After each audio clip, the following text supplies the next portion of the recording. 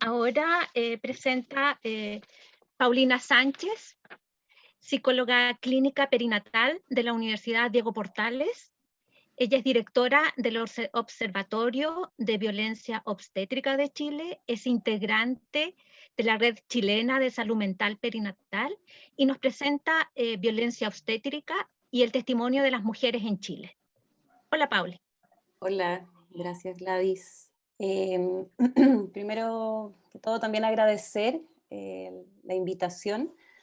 Como decía Dominique, abordar la temática de la violencia obstétrica siempre es complejo y requiere también de ir buscando las distintas formas de poder dialogar en torno a este tema y no polarizarnos y poder integrar el que todos y todas somos parte de esta problemática.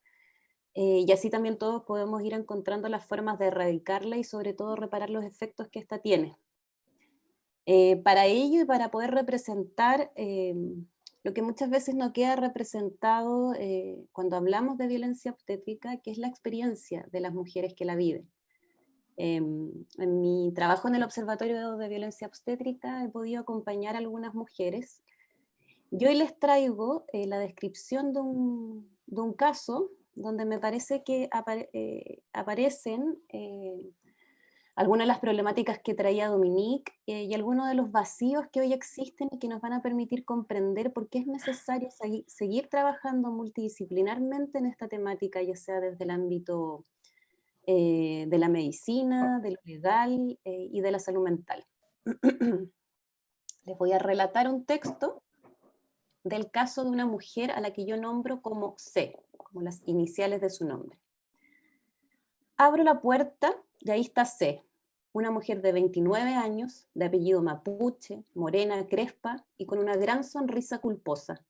Siento su incomodidad y sus intenciones de aminorar un error como si el error fuera de ella.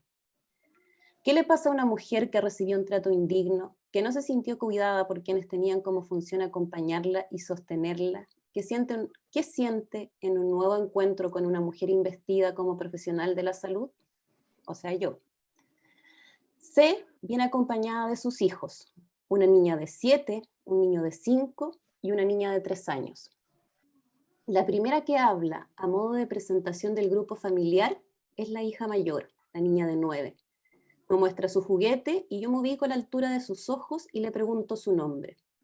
Inscribo la presencia de ellos 3, porque si bien ellos no parieron, son ellos quienes acompañan a esa madre, son ellos quienes también testimonian la experiencia de dolor de la violencia.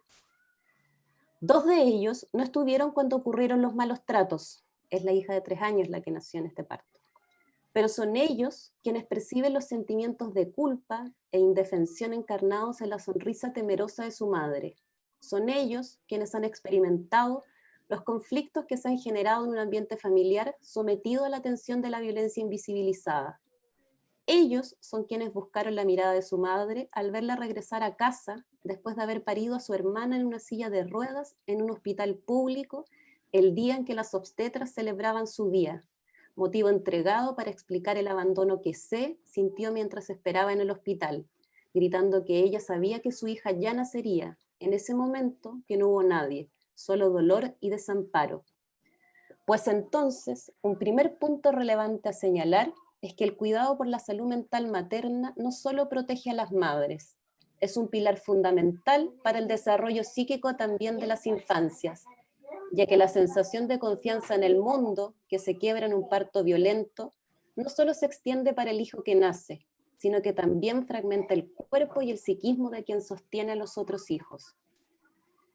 En mi experiencia en la clínica del trauma, con víctimas de violencia sexual, he sostenido como primer paso de toda intervención la importancia de otorgar tiempo y pausa, de detenerse para pensar, un escalón necesario para toda posibilidad de elaboración e integración de la subjetividad quebrantada, avasallada por el impacto de la violencia, violencia ejercida por otro que no acogió los tiempos singulares, y en este caso, los tiempos fisiológicos del nacimiento, singularidad que nos humaniza en la llegada al mundo.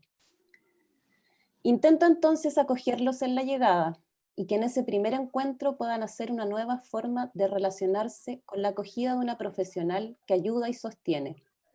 Mi posición clínica entonces, ante los casos de violencia obstétrica, es permitir desde el inicio esta nueva posibilidad, pues solo así emergerá la palabra y la elección que ha sido negada. Al ofrecer ese espacio y tiempo previo, también permito una oportunidad para hablar de otros temas. Antes que llegue el momento de, comillas, contar lo que le pasó, momento ansiado, temido o evitado por la gran mayoría de las personas que han tenido una experiencia violenta. Toda víctima de violencia siente el temblor de la ansiedad cuando se acerca el momento de abrir el baúl de su memoria. ¿Cómo acoger el testimonio de las mujeres que han tenido una experiencia traumática en el parto? ¿Cómo permitir que la expresión de esta vivencia sea una experiencia de alivio? En mi práctica clínica he ido constatando la función sanadora que tienen los relatos de parto. Cuando las mujeres solicitan acompañamiento psicológico al observatorio, les pedimos dos cosas: una copia de la ficha clínica y un texto en el que relaten su parto. La ficha clínica cumple la función de tener el registro objetivo de los hechos que se hace fundamental para efectos de cualquier movimiento a nivel legal. Lo jurídico requiere de una verdad objetivable, visible. Lamentablemente, en muchos casos las fichas han sido adulteradas o no se han registrado alguna de las intervenciones realizadas. En el caso de C, una hoja fue sacada. Por su parte, el relato de parto registra la experiencia subjetiva del parto y nacimiento, definida como la percepción única, individual, compleja y multidimensional de dicho evento en el que se interrelacionan procesos psicológicos y fisiológicos influido por lo social y cultural. Muchas veces las mujeres hacen espontáneamente un registro como una forma de sanar. Como dice la filósofa alemana Hannah Arendt, en la medida que realmente pueda llegarse a superar el pasado, esa superación consistirá en narrar lo sucedido. Un vacío legal que existe actualmente en nuestro país es que las mujeres víctimas de vulneraciones a los derechos humanos durante el parto solo pueden ser jurídicamente protegidas según lo que estipula la Ley de Deberes y Derechos del Paciente, donde no es posible hacer calzar la experiencia subjetiva del parto como un elemento de prueba jurídicamente constatable, visible. Según los resultados de la primera encuesta sobre el nacimiento en Chile, realizada por el Observatorio de Violencia Obstétrica durante el 2017, donde Dominique mostró algunas de las cifras en los gráficos que presentó, una encuesta realizada a 11.351 mujeres que parieron entre 1970 y 2017, en el último periodo que tomamos, del 2014 al 2017, encontramos que un 43,4% de las experiencias de parto en hospitales, las mujeres reportaron que vivieron crítica o represión de sus experiencias de dolor y emociones, lo que sucedió solo en un 16,6% de las experiencias en clínicas. El abuso verbal y físico no pueden ser tolerados ni justificados bajo ninguna condición. Sin embargo, y a pesar de la disminución progresiva, tanto en clínicas como en hospitales, aún hay mujeres en ambos escenarios que reportan haber vivido estos abusos. Y estos abusos no se registran en la ficha clínica. Cuando ingreso a conversar, se comienza a hablar inmediatamente del parto, y su hija, de 3 años, se inquieta. Ese pequeño cuerpo inquieto revela en parte lo que el cuerpo de su madre aún no ha elaborado, a pesar de los 3 años que han pasado. Sabemos que el parto es un evento significativo y lo que suceda en dicho acontecimiento tendrá un impacto directo sobre la experiencia materna, el vínculo con el recién nacido y el sistema familiar del cual son parte. Las secuelas de la violencia obstétrica y los partos que se inscriben como traumáticos dejan cicatrices físicas y heridas emocionales difíciles de sanar. ¿Qué dispositivos de atención a las consecuencias que tiene la violencia obstétrica en la salud de la mujer existen en nuestro país? C ha asistido previamente con psicólogos de un consultorio, pero no logra narrar cómo es que se sintió o si es que le sirvió. Aquí aparece otro punto necesario de consignar. es de suma relevancia que quienes trabajemos con mujeres que han vivido este tipo de violencia tengamos formación y nos posicionemos desde la óptica de la salud mental perinatal, pues se hace relevante hacer distinciones respecto a otros tipos de malestar. Como dice Sheila Kitzinger, muchas mujeres que no pueden dejar de pensar en lo que se les hizo durante el parto son tratadas por médicos de cabecera con antidepresivos. Lo que realmente necesitan es poder hablar con alguien que las entienda, una persona que no trate de explicar o justificar el tratamiento que recibieron, que no las critiquen ni critique la forma en que se sienten sobre lo que les sucedió, alguien que las escuche reflexivamente. Necesitamos precisar qué será lo más efectivo para cada mujer en su singularidad de la experiencia vivida y también de acuerdo a su contexto social y la construcción histórica de su identidad. C se define como una mujer pobre, como si de esa manera intentara darle sentido a una experiencia que no logra comprender. Lamentablemente en Chile, según el informe de OVO que les mencionaba, respecto al abuso de tipo físico, manotazos, zamarreos, empujones, toques molestos, en clínicas privadas solo un 6,8% experimentó abuso físico, solo 6,8 debería ser cero, lo que asciende, sin embargo, en 24,1% en hospitales públicos.